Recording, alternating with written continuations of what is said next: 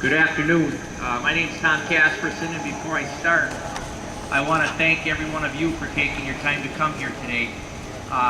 And I hope that this continues, because the only way we're going to turn the ship, guys, is we got to show up like you're showing up. Thank you.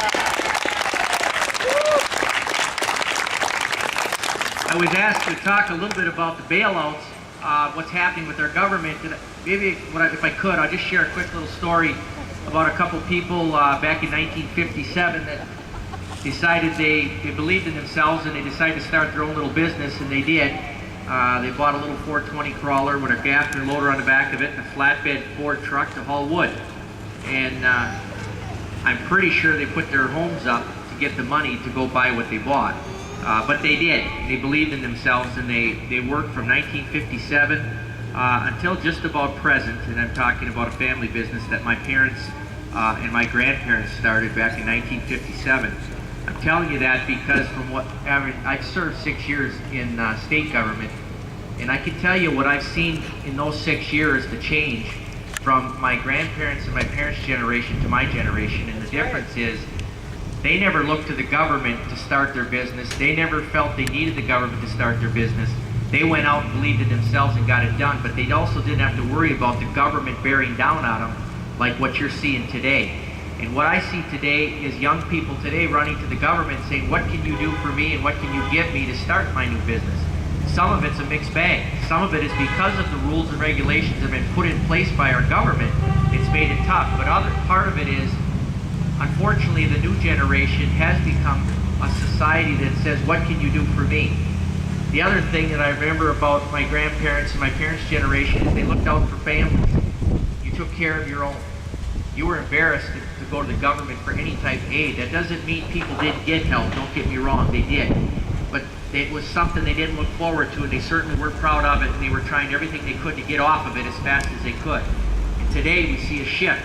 And I believe that shift is because our government has enabled us to do these things, and they've convinced you that you can't survive without them. And they couldn't be more wrong. We have to stick together and tell them, no way.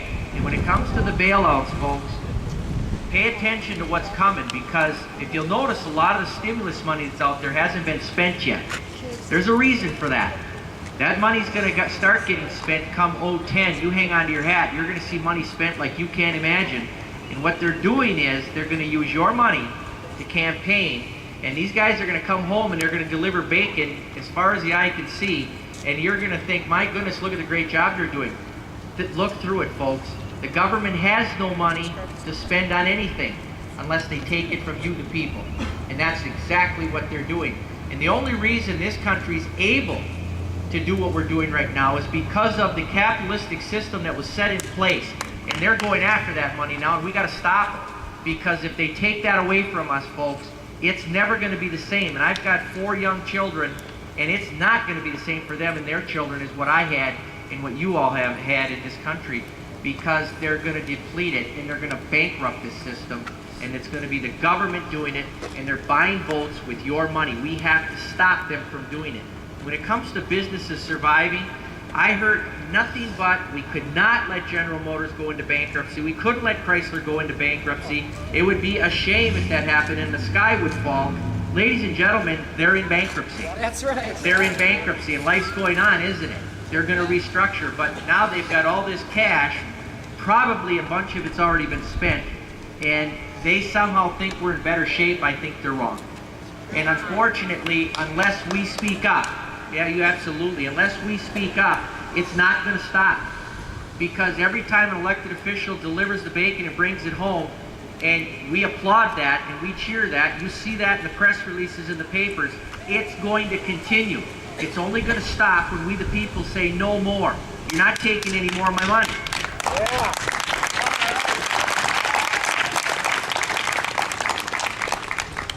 I also want to just give you something to think about today when you go back and talk to your family and your friends. And as having been an elected official, I know I've taken the hits and some of them I've deserved. But I'll tell you something, don't miss and don't hide behind the elected officials. We got a bigger problem. It's the bureaucrats. And it's a team going on right now that is massive. And I'm telling you, the bureaucrats are hiding behind this whole political system and they're driving a ship like you can't even imagine. We have got to stop it, folks.